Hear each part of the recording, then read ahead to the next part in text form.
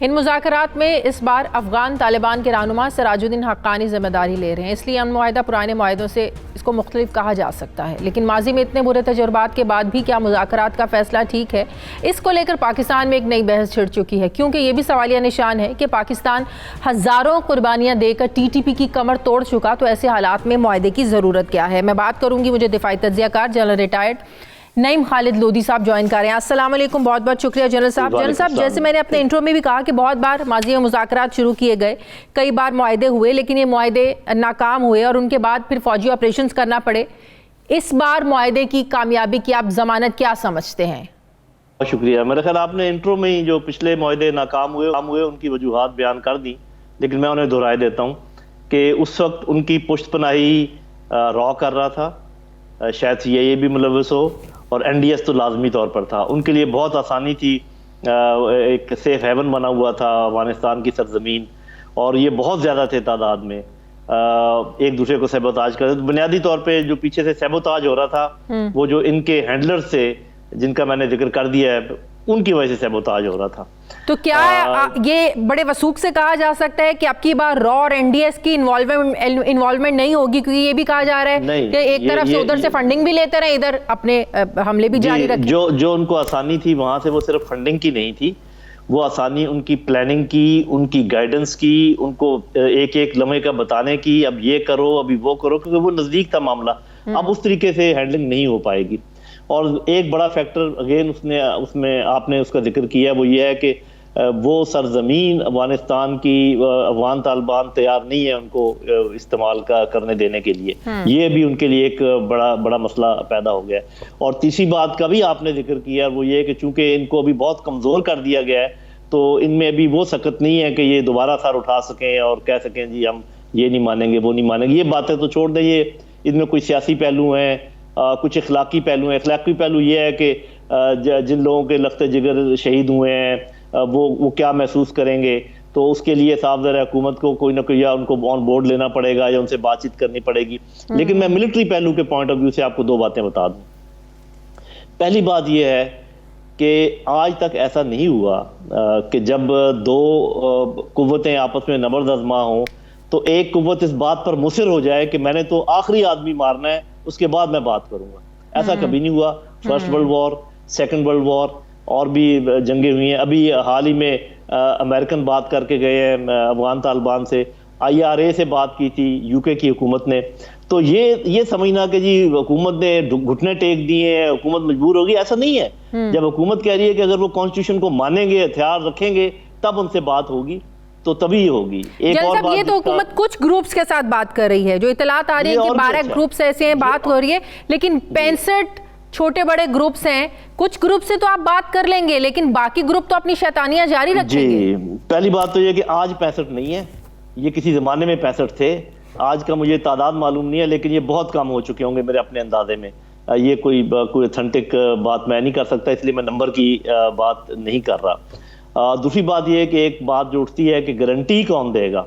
देखें, अफगान हुकूमत तो सिर्फ ये गारंटी दे सकती है कि उनका इलाका इस्तेमाल नहीं होगा, वो गारंटी वो देने के लिए तैयार है, और ये बहुत बड़ी गारंटी है।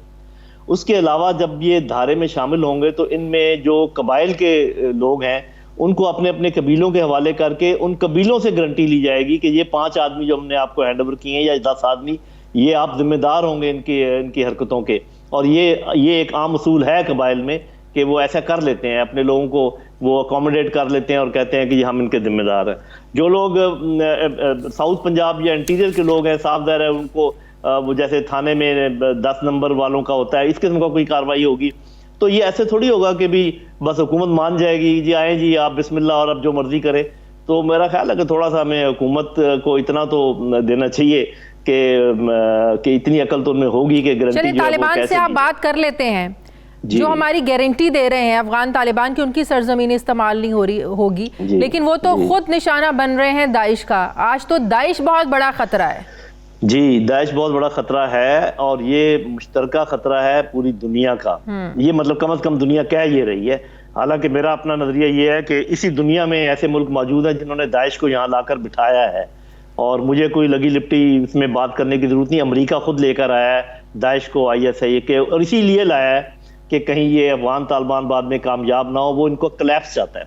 तो इसलिए अगर अमेरिका कहे कि मैं आपकी मदद करता हूं दाइश को खत्म करने में, तो this should be taken with a pinch of salt, कि हमें मालूम होना चाहिए, हम इतने नाइव नहीं होने चाहिए, इतने बेवकूफ़ नहीं होने चाहिए कि हमें बार बार बेवकूफ़ बनाया जा सके। अलबत्ता मैं ये समझता हूं कि अगर अफगान हुकूमत चाहे तो पाकिस्तान उनकी मदद कर सकता है। पाकिस्तान और अफगानिस्तान की इंटेलिजेंस फोर्सेस, पाकिस्तान की एयरफोर्स और बाकी ज़मीनी फोर्सेस भी मिलकर अगर इनका कला कमा करना चाहे तो मेरा ख्याल है कि ज़्यादा दिनों की बात नहीं है। लेकिन उसके लिए अफगान हुकूमत का मानना ज़रूरी होगा। वो पता नहीं इस बात पर आमादा होते हैं या नहीं होते हैं। तो ये लोगों के, किसी मुल्कों के बैठाए हुए लोग हैं। जैसे कि पहला राउंड वो हार चुके हैं, वो मुल्क जिन्होंने यहाँ पर काबिज रहने की कोशिश की थी। मुझे नज़र आ रहा है कि ये दूसरा राउंड भी हारेंगे और तीसरा राउंड एक इखलाकी राउंड भी हारेंगे, जिसमें ये अफगानों ही के पैसों के ऊपर सांप बन के बैठे हुए हैं और सुबह शाम रोज शोर मचाते हैं कि वो तो लोग भूख से मर जाएंगे और वहां तो कोई गवर्नेंस का मामला नहीं। अरे भाई, तुम्हारा तदाद तो नजर आ रहा है कि उनको खाने पीने के पैसे भी देने को तैयार नहीं हो और रोज ये शोर भी मचाते हो कि वो भूखे मर जाएंगे। जी मेरा ख्याल आपको भी नजर आ रहा है, मुझे भी नजर आ रहा है। जी सही, बहुत बहुत शुक्रिया दिफाई तज़िया का। जनरल रिटायर्ड नईम खालिद लोधी साहब मेरे साथ थे। नाजरीन, आज हकीमुल उम्मत और शायर मशरिक डॉक्टर अल्लामा इकबाल का 144वां यौम पैदाइश मनाया जा रहा है। नाजरीन, शख्सियात अदवार की पहचान होती हैं। किसी एक ज़माने में बसने वाले लोग उस दौर का हवाला बन जाते हैं, जबकि इकबाल महज एक शख्सियत नहीं बल्कि तारीख़ का एक मुकम्मल बाब है जो जामियत और हमागिरियत को अपने अंदर समोए हुए हैं। सादगी, संजीदगी और कम गो फितरत के साथ अल्लामा इकबाल एक लतीफ़ तबीयत के मालिक थे, मगर उनकी शायरी में साफ गोई, नडरपन और जुर्रत और शुजात की ऐसी झलक नज़र आती है कि जिसने हिंदुस्तान के मुसलमानों को बेदार कर दिया। सियासी अफकार हों, मुआशरती इक़दार हों या फिर खुदी का फ़लसफ़ा, इकबाल ने मुसलमानाने बरसग़ीर हिंद में आज़ादी की रूह शायरी की मदद से इस तरह फूंक दी कि वो ख्वाब ताबीर की शक्ल इख्तियार कर गया। आज अल्लामा इकबाल हमारे दरमियान तो मौजूद नहीं, मगर उनका ख्वाब पाकिस्तान की सूरत में हमारे पास ज़रूर मौजूद है। मगर सवाल ये है कि इस पाकिस्तान की आबियारी अल्लामा इकबाल के अफ़कार पर आज हो रही है या नहीं।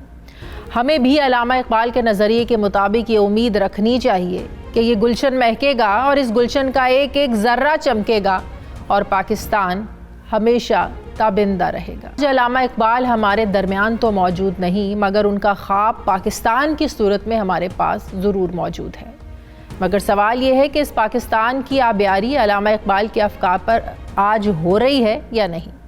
हमें भी अल्लामा इकबाल के नज़रिए के मुताबिक ये उम्मीद रखनी चाहिए कि ये गुलशन महकेगा और इस गुलशन का एक एक ज़र्रा चमकेगा और पाकिस्तान हमेशा ताबिंदा रहेगा। अल्लामा इकबाल हमारे दरमियान तो मौजूद नहीं, मगर उनका ख्वाब पाकिस्तान की सूरत में हमारे पास ज़रूर मौजूद है। मगर सवाल ये है कि इस पाकिस्तान की आबियारी अल्लामा इकबाल के अफ़कार पर आज हो रही है या नहीं।